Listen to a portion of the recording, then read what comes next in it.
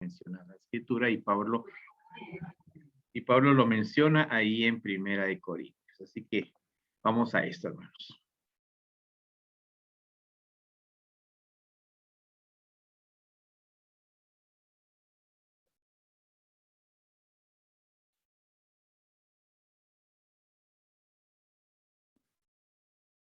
El cristianismo entonces de hoy,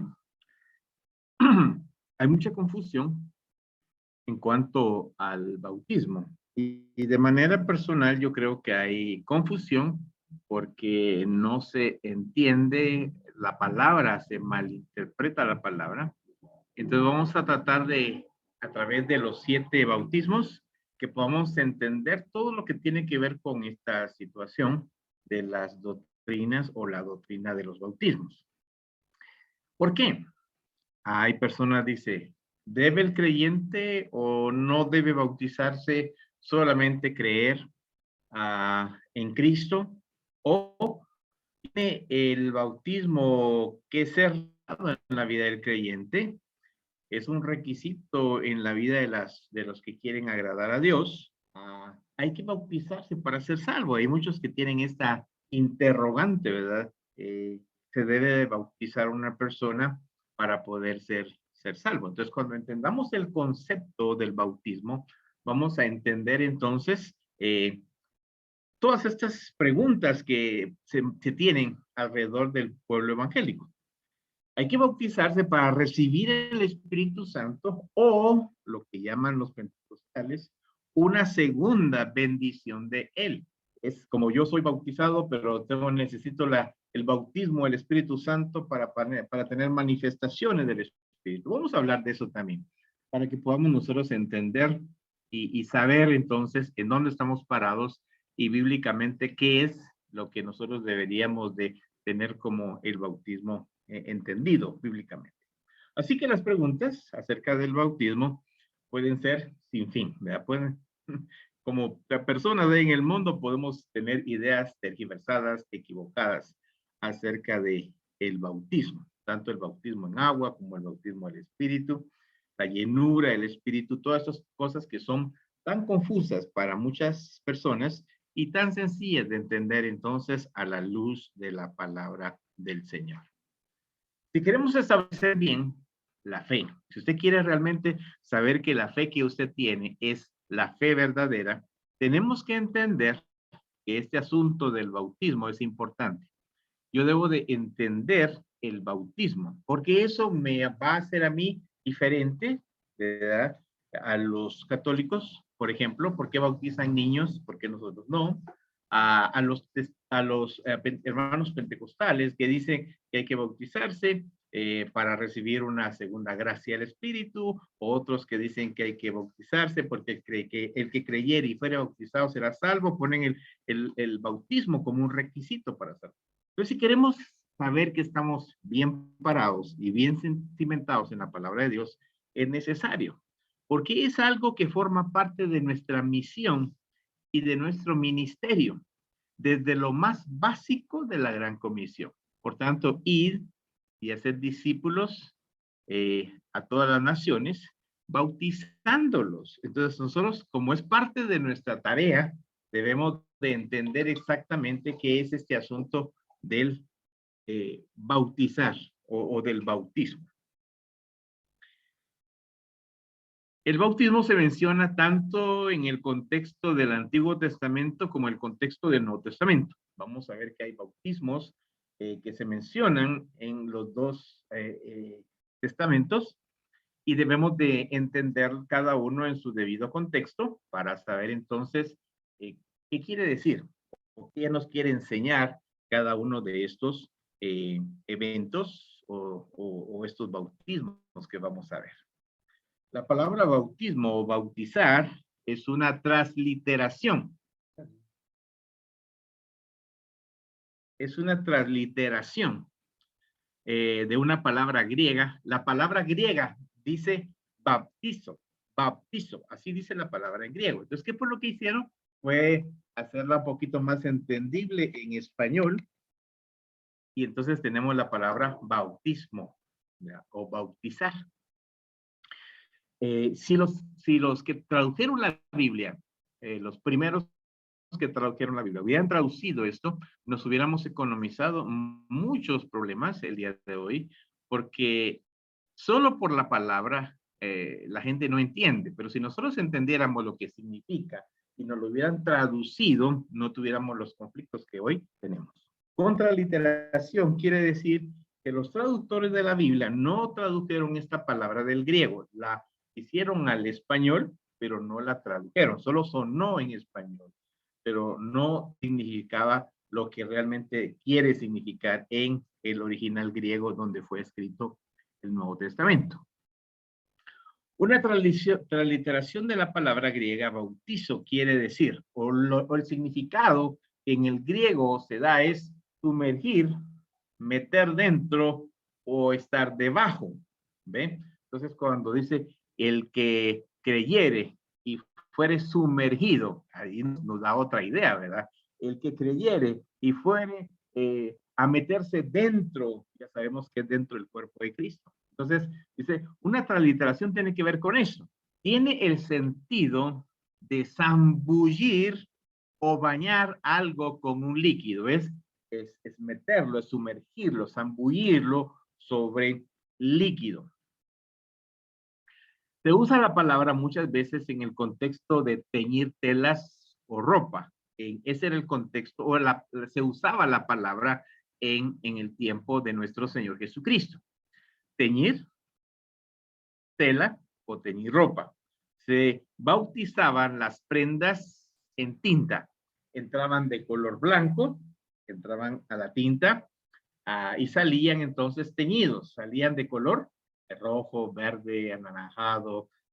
Entonces es entrar de una forma a un lugar y salía de otra manera diferente. La prenda entonces de un color y salía de otro, porque se sumergía literalmente o se bautizaba, ¿verdad? Literalmente ese pedazo de hilo o ese pedazo de trapo y cambiaba el color solamente por haberlo sumergido en la tinta. El bautismo entonces es un símbolo. El bautismo o el sumergir es una representación. Entonces, cuando el bautismo en el creyente se realiza, no está nada más ni nada menos que representando algo que sucedió.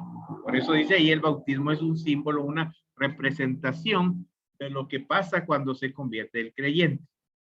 Entonces, el cristiano representa a través de su conversión, a través de su confesión en Cristo, la muerte, la sepultura y la resurrección de nuestro Señor Jesucristo. Yo me identifico con Él en su muerte, sepultura y resurrección. Entonces, eso significa cuando nosotros bajamos a las aguas, nos meten en el agua, nos sumergen en el agua, y esa salir es para una transformación, como sucedía con la tela o con los hilos que estaban siendo teñidos de la misma manera. Y por eso nosotros debemos de entender que el bautismo bíblico es un bautismo por sumersión. Sumersión. Si alguien quiere ser bautizado, tiene que ser sumergido en las aguas, porque usted no va a encontrar un muerto medio, solo le echaron tierra encima. El que está muerto está sepultado. Entonces, el agua significa la tumba. Entonces, uno entra, muere, es sepultado, pero resucita al igual que nuestro Cristo. Y estamos identificando, estamos representando, estamos simbolizando lo mismo que Cristo hizo por cada uno de nosotros. La Biblia dice que hay varios bautismos. Ahora, entendamos esta situación, hermanos. Hebreos capítulo 6, versículos 1 y 2 dice, por tanto, dejando ya los rudimentos de la doctrina de Cristo, dice, dejando ya las cosas que son básicas en la vida cristiana, los hebreos, la carta a los hebreos, está escrita a la segunda generación de creyentes. Entonces, ya había pasado una generación y está levantándose la segunda generación, y entonces ellos quieren volver a repetir las cosas básicas. Por tanto, dejando ya los rudimentos de la doctrina de Cristo, vamos adelante a la perfección, a capacitarnos mejor, al mejor conocimiento de Dios. No echando otra vez el fundamento, que empieza a decir las cosas que son básicas que debería de manejar un creyente. El fundamento del arrepentimiento, de obras muertas, de la fe en Dios, de la doctrina de bautismos, de la imposición de manos, de la resurrección de los muertos y el juicio eterno. ¿Qué son estos temas? Dice, son temas básicos, son temas fundamentales que cualquier creyente, después de un tiempo de estar en la iglesia, debería de conocer, debería de manejar. Ahora, yo quiero hacer énfasis aquí en el término donde dice de la doctrina de bautismos, y le puse ese O en mayúscula porque no dice en la doctrina del bautismo, sino que dice de bautismos. Entonces, hay diferentes bautismos y por eso vamos a enseñar las 7 diferentes clases de bautismos que se menciona en la escritura. Si usted ve las demás, todas están en singular. Arrepentimiento, singular, obra muerta, de la fe, de la imposición de manos, de la resurrección, del juicio eterno, solo cuando llega a este término, dice, de la doctrina de bautismos. ¿Por qué? Porque tenemos que entender todos los bautismos para tener una idea clara de qué significa entonces ser bautizado en Cristo Jesús. Para ser buenos estudiantes de la escritura, tenemos que trazar bien la palabra de verdad. Y hemos aprendido que para trazar bien la palabra de verdad, hay que saber dónde debo de cortar, dónde debo de separar, ¿verdad? Cuando uno hace un trazo, es para separar lo que va a ser la casa de lo que va a ser el patio, de lo que va a ser, se traza. Cuando yo hago un trazo para hacer un vestido, entonces la línea me ayuda a separar lo que no es vestido de lo que sí es vestido. Y entonces la escritura dice que hay que saberla trazar bien, hacer la división en donde debemos hacerla. Entonces, cuando estamos hablando nosotros del bautismo, nos está diciendo que hay una doctrina de bautismos. Y para saber la diferencia entre uno y otro, tenemos que saber dónde cortar, dónde trazar, dónde hacer la diferencia entre uno y otro y el significado de uno y el significado del otro, para que entonces no podamos revolver como hace la mayoría de personas, para no estar entonces equivocados en relación a este tema tan importante. Sin embargo, a pesar de que hay varios bautismos, realmente solo hay uno. Eso es algo que debemos de captar, ¿verdad? Es como un bautismo que tiene diferentes aristas, un bautismo que tiene 6 gajos, ¿verdad? Pero el fruto sigue siendo el mismo. Y entonces eso es lo que nosotros debemos de entender. En Efesios capítulo 4, versículo 3 al 6, dice, solícitos en guardar la unidad del Espíritu en el vínculo de la paz. Un cuerpo, un espíritu, como fuisteis también llamados a una misma esperanza de vuestra vocación, un Señor, una fe, un bautismo, un Dios y Padre de todos, el cual es sobre todos, por todos y en todos. ¿De qué nos está hablando acá? De las cosas que todos tenemos en común. ¿Qué tenemos? Solícitos en guardar la unidad del espíritu. La unidad es del espíritu y los que están en el espíritu son personas de paz. Un cuerpo, el cuerpo de nuestro Señor Jesucristo. Un espíritu, la tercera persona de la Trinidad. Como fuisteis también llamados a una misma esperanza de vuestra vocación. Usted sabe que la esperanza es que Cristo venga por nosotros y nos transforme y nos lleve al cielo. Un Señor, el Señor Jesucristo. Una fe, la misma fe en Cristo y sus doctrinas. Y un bautismo. Entonces, nosotros podemos decir, Hebreos dice que hay doctrina de bautismos, pero Pablo dice que hay un bautismo. Entonces, ¿qué podemos entender? Que de este bautismo podemos captar la idea de los 6 restantes. Esto habla del verdadero bautismo, que todos los demás, los otros 6 bautismos, son prefiguras de una o de otra manera para darnos una visión más exacta de lo que significa ser bautizados. Entonces, en nuestro estudio de los 7 bautismos, 6 de ellos serán tipos o cuadros o ejemplos o modelos o representaciones de un verdadero.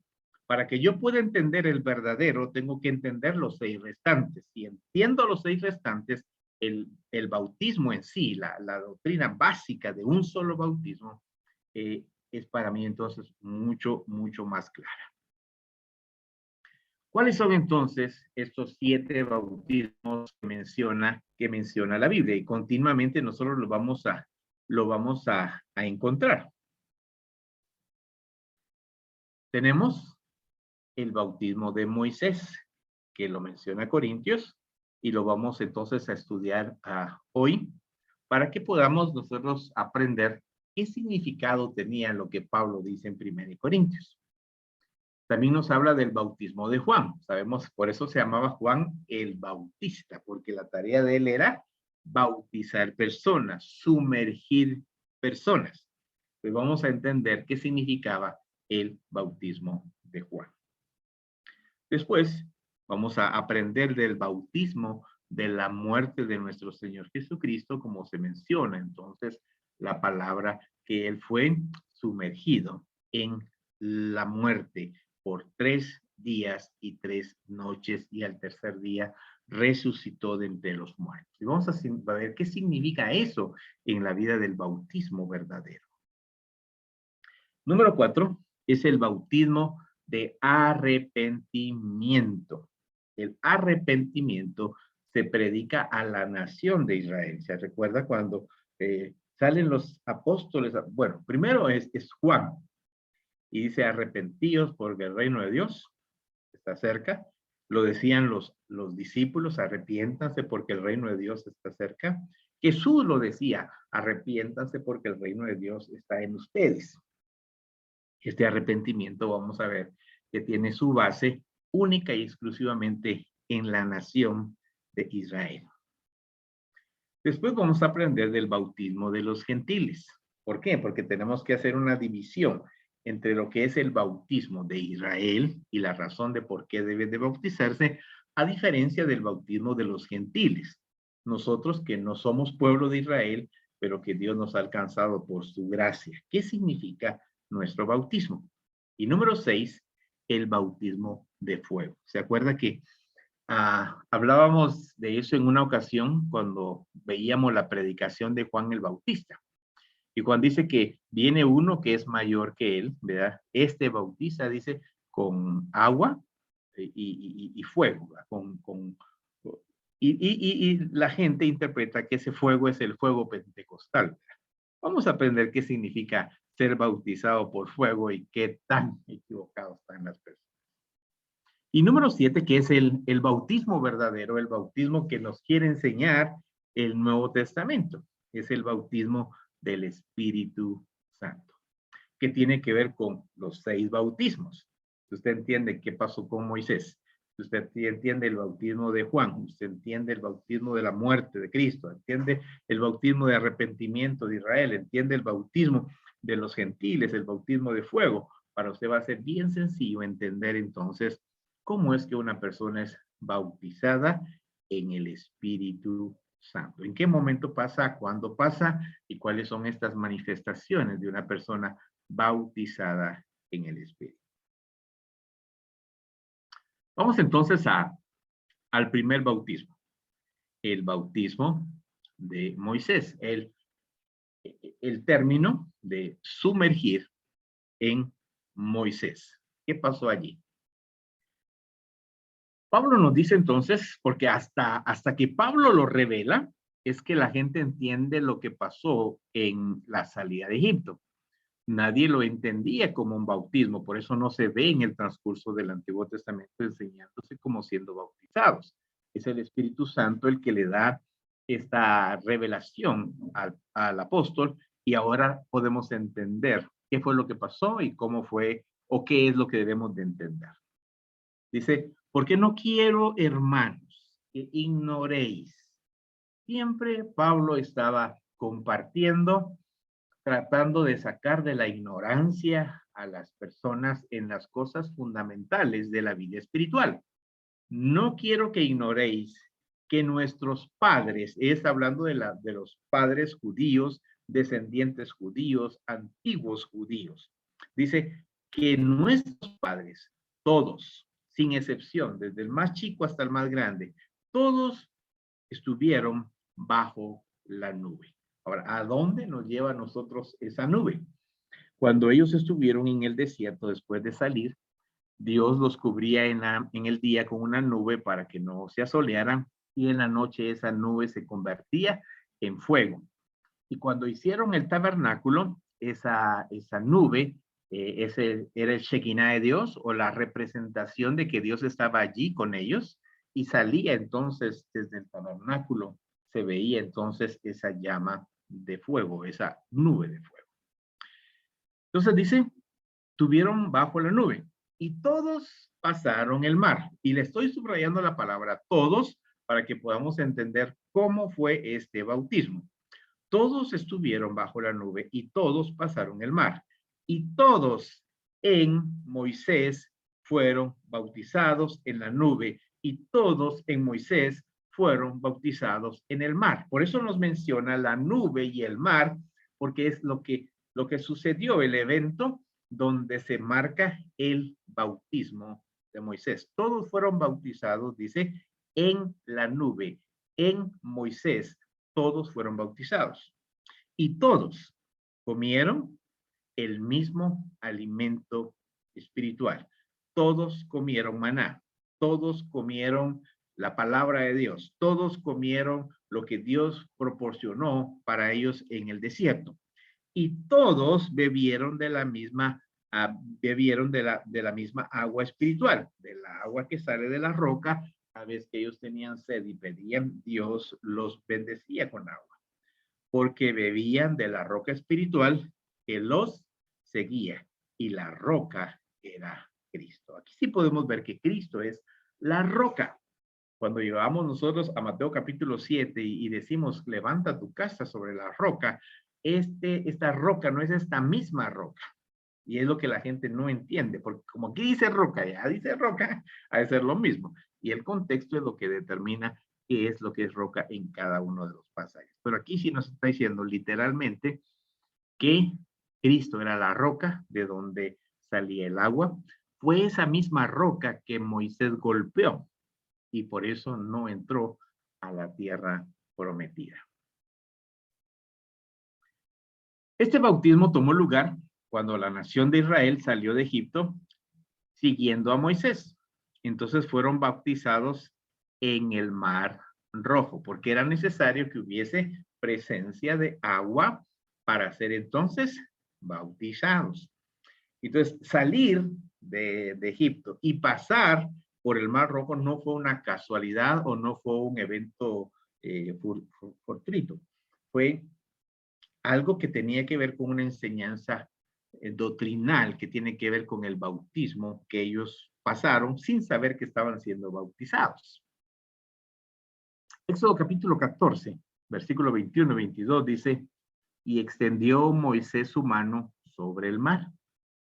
E hizo Jehová que el mar se retirase por recio viento oriental de toda aquella noche. Ahora, preste atención porque las palabras son importantes.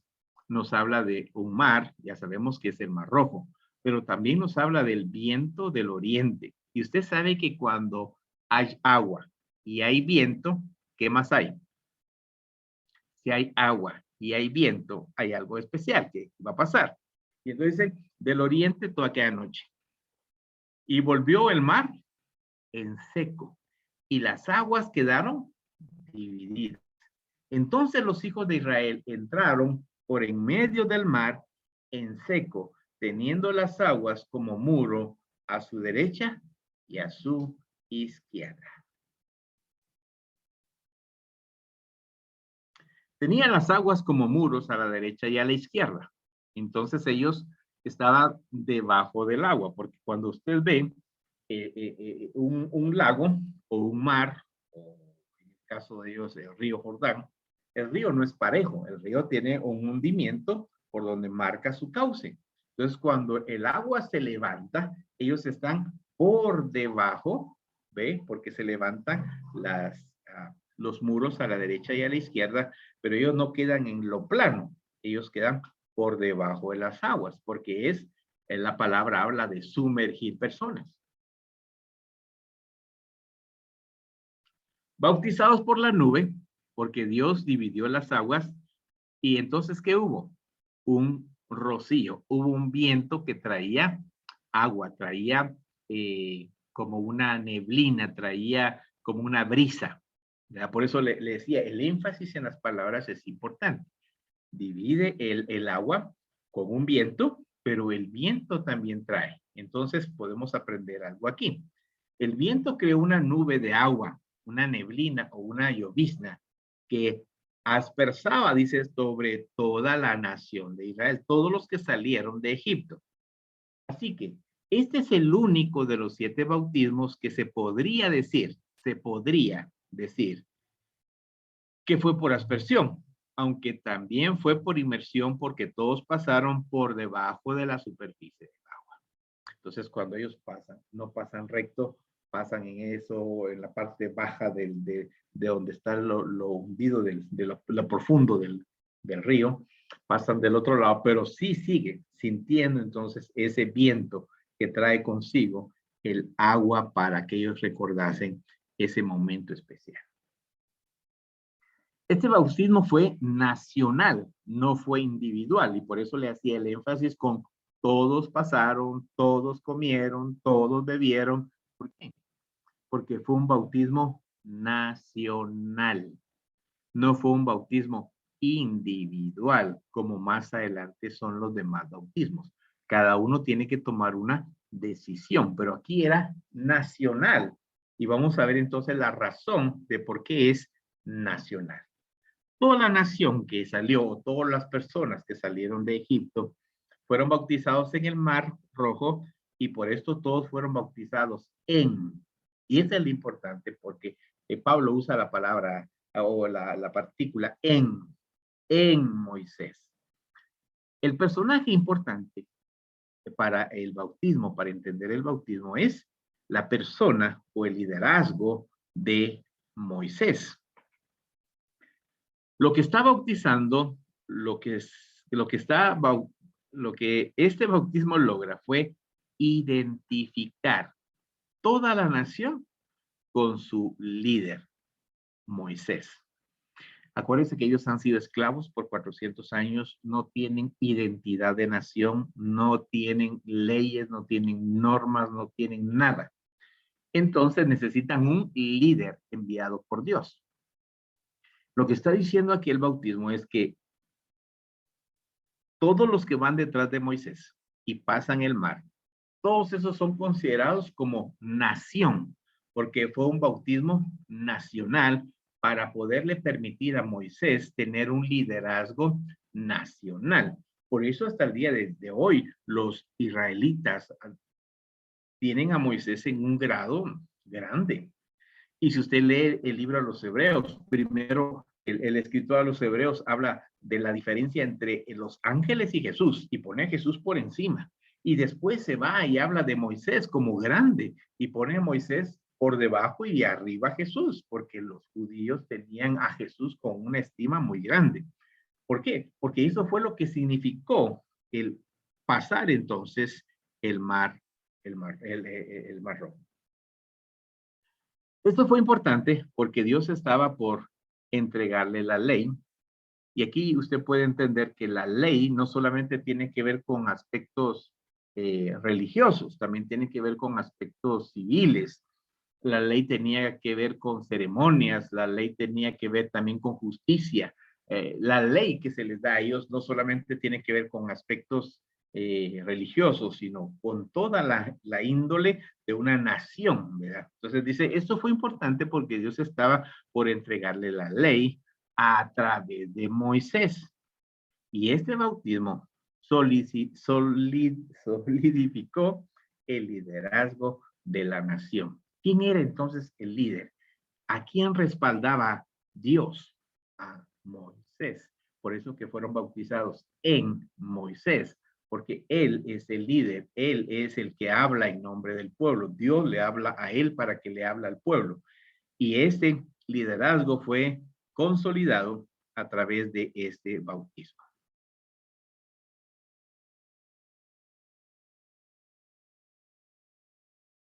Aunque nadie sabía que esto fue un bautismo hasta que Pablo lo escribió en 1 Corintios 10, todos reconocieron el propósito del evento: identificar a la nación de Israel con el liderazgo de Moisés. Y de ahí en adelante tenemos un pueblo que cuando Moisés se habla al pueblo, el pueblo entonces obedece. Después de su bautismo, Israel sabía que Moisés era el líder que Dios había elegido. Estaba identificado a través de un acto milagroso como el que sucedió en ese evento en especial. Vamos a hacer una pequeña aplicación entonces de lo que es este bautismo tan sencillo que tiene que ver con identificarse con un líder. Y en el contexto de 1 Corintios 10, Pablo dice, mas estas cosas sucedieron. Está hablando del bautismo de Israel a través de el Mar Rojo. Estas cosas sucedieron como ejemplo. Estas cosas sucedieron como ejemplo para nosotros. Nosotros aquí en el contexto de 1 Corintios son o es la iglesia de Cristo, los que hemos aceptado a Jesús como nuestro Señor y nuestro Salvador. A nosotros se nos da un ejemplo para que no dicen codiciemos cosas malas como ellos codiciaron. Entonces se nos da un ejemplo a través de el liderazgo de alguien que nosotros debemos de seguir ciegamente. Eso entonces es primordialmente un libro acerca de la redención. Del principio al fin, lo que se está hablando es de salvar a una nación. Y entonces vamos a tratar de entender algunas cosas en el libro para que podamos entender el centro y por qué entonces se necesitaba esta clase de liderazgo. Y hacemos la aplicación para nosotros en la iglesia hoy. En Éxodo 1, el pueblo de Dios se encuentra en esclavitud en Egipto. Es un cuadro del hombre en el mundo esclavizado por el pecado. Éxodo 1, usted y yo, antes de conocer a Cristo, perdidos, esclavos, haciendo la voluntad del diablo, y éramos por naturaleza hijos de ira. Igual que la nación de Israel, esclavizada por los egipcios. En los capítulos del 2 al 11, estamos hablando de 10 capítulos, Dios envía a un libertador, Moisés, y él lleva la palabra de Dios. Acuérdense que el mensaje que llevaba Moisés a la nación esclavizada era palabra de Dios. Era un mensaje de libertad, era un mensaje donde Dios les había dicho que se había acordado de ellos y que ahora tenían la oportunidad de ser libres. Es como cuando Dios envió a su Hijo Jesucristo al mundo con la palabra de Dios, con el nuevo pacto. Él es nuestro libertador. Entonces, lo que vemos en el capítulo 1 es igual. El pueblo de Israel, esclavo. Capítulo 1, nosotros esclavos del pecado. Capítulo de 2 al 11, Dios envía a un libertador con una palabra de libertad, de salvación. De la misma manera viene Jesús a través del nuevo pacto, nos da la oportunidad de ser libres y entonces experimentar esta liberación del pecado. En el capítulo 12, porque dejamos el 11, el 12 cuenta la historia de la redención. de Israel por la sangre inocente de un cordero sustituto a lo que se le llamó la Pascua. Capítulo 12 es la historia de redención. Nosotros también tenemos un cordero que fue inmolado como el cordero pascual, que es nuestro sacrificio sustituto o un cordero sustituto, que es nuestro Señor Jesucristo, el Cordero de Dios, que más adelante Pablo va a decir en 1 Corintios que Cristo es nuestra Pascua. Entonces, esas aplicaciones tan importantes para entender el bautismo, ¿por qué fueron bautizados en Moisés? Tenemos capítulo 1, que estaban en esclavitud, nosotros en esclavitud. Capítulos del 2 al 11, entonces ellos necesitaban un libertador y Dios manda a Moisés con la palabra salvador. Y tenemos la aplicación que a nosotros también, que Dios nos mandó a su Hijo con la palabra de liberación, con la promesa entonces de un nuevo pacto. Capítulo 13, capítulo 12, la historia de redención. Y tenemos ahí la muerte sustitutiva de nuestro Señor Jesucristo. Él es el sacrificio por todos nosotros. Esta es la salvación, la redención por su sangre. Así como ellos fueron libres por el Cordero Pascual, nosotros hoy somos libres por la sangre del Cordero de Dios. Después de la redención, en el siguiente capítulo, es el capítulo 13, el pueblo de Dios sale de Egipto siguiendo a su libertador Moisés. Y entonces Dios no se encuentra en pecado, ¿verdad? Nos manda a su Hijo con el mensaje de salvación, muere por nosotros de una manera sustitutiva en la cruz, y después de eso tenemos nosotros que caminar en pos de nuestro líder. En el caso de los israelitas era Moisés, y en el caso de la iglesia es nuestro Señor Jesucristo. Salieron para llegar a la presencia de Dios, caminaron y llegaron al monte Sinaí para recibir la palabra que los guiaría en el plan eterno que Dios tenía entonces para ellos. Nosotros salimos, vamos en pos de nuestro Señor, y Él envía al apóstol Pablo para decirnos a nosotros cómo debemos de conducirnos en este mundo malo. Este es un cuadro de nuestra separación del mundo. Nos separamos de la corrupción del sistema del mundo y nos separamos para el uso de Dios en el ministerio de la reconciliación. Capítulo 3 en adelante vemos cómo ellos comienzan a recibir entonces sus oficios, lo que tenían que hacer, a distribuirse. De la misma manera, nosotros también caminamos en el mundo, separados del mundo, pero sirviendo a nuestro Señor. Lo que sigue es el bautismo. El pueblo, salvado por la sangre y santificados a Dios, ya están listos para su primer paso de obediencia, que es el ser bautizado. ¿Cuál fue el primer paso que tuvo que dar el israelita, el que estaba en esclavitud? Bueno, primero estuvo en pecado, viene el libertador, ¿verdad? Después la muerte del Cordero Pascual, después entonces el caminar a la presencia de Dios, y después de eso, este momento tan importante como cruzar el Mar Rojo. Con el cristianismo, la experiencia es igual. Se salva uno por la sangre de Cristo Jesús, decide ser seguidor de Cristo, se santifica, se aparta para el uso del plan de Dios.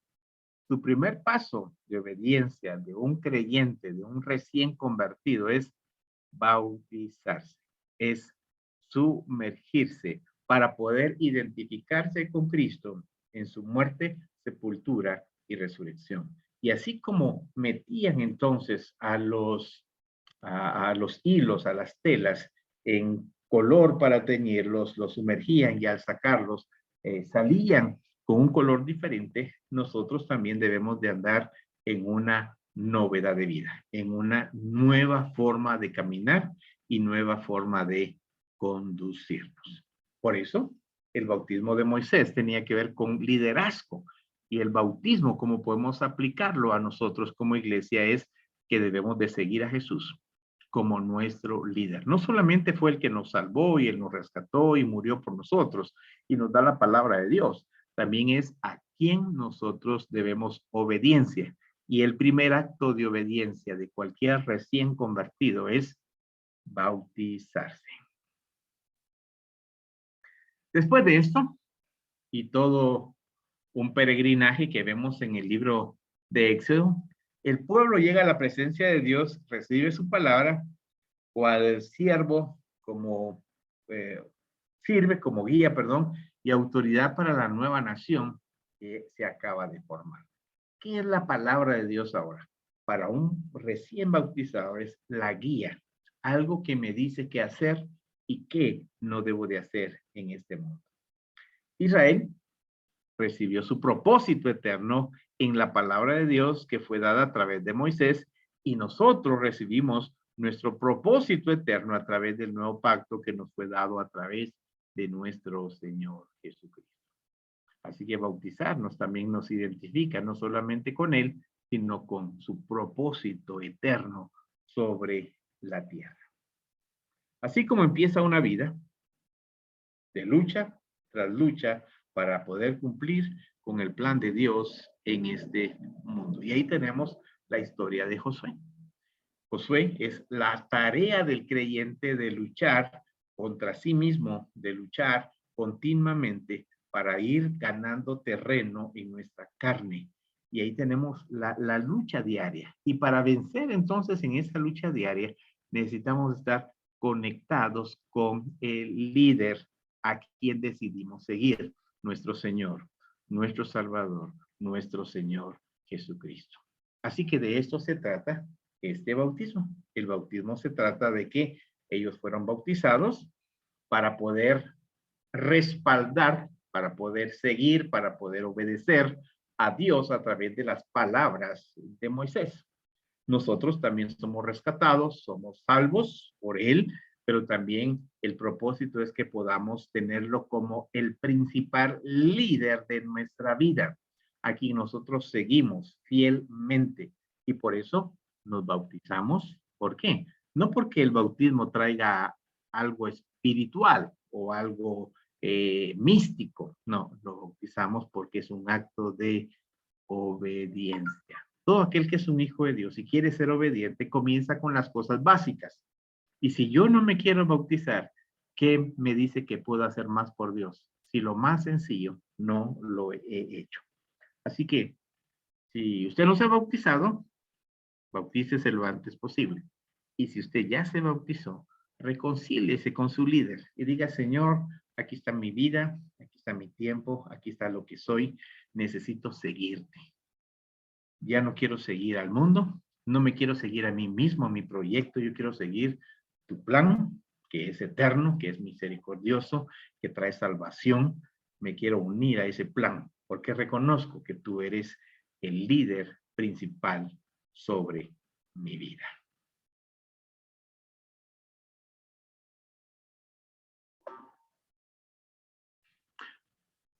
Ahí estamos, hermanos.